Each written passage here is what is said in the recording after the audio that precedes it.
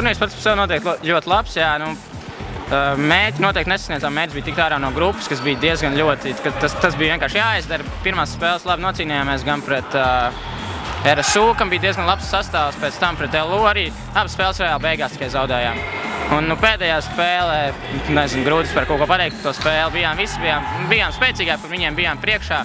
Un tad vienkārši diezgan mistiski ielaidām 2 vārdus spēles beigās. Protams, mūsu kļūdas un apsveicam pretinieks ar labu aizdītu spēli un uzvar stiprākais, tā teikt. Vajadzīgs tas noteikti ir, jo jebkurš pasākums, kas popularizē kaut ko un dod kaut kādai specifiskai lietai, šajā gadījumā florbolam ir vajadzīgs.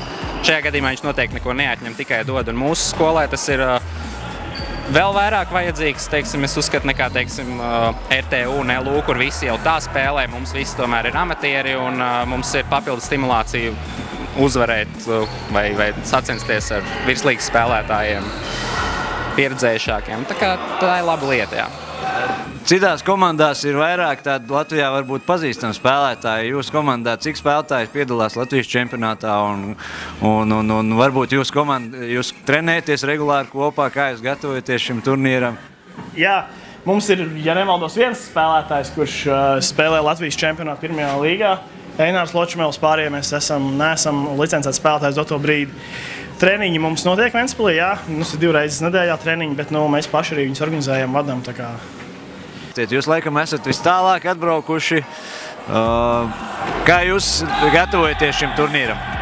Jā, tālu mēs esam braukuši un gatavojamies. Mums ir 2 treniņi nedēļā un tāda.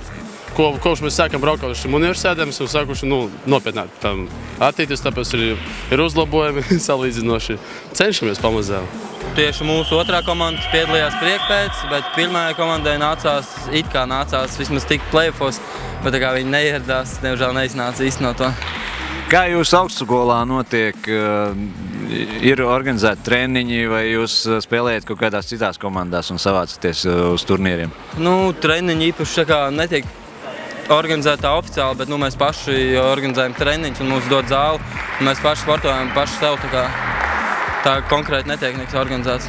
Jūs esat izpildījuši savu mērķi, kādu bijāt uzstādījuši šajās priekšsacīkstēs?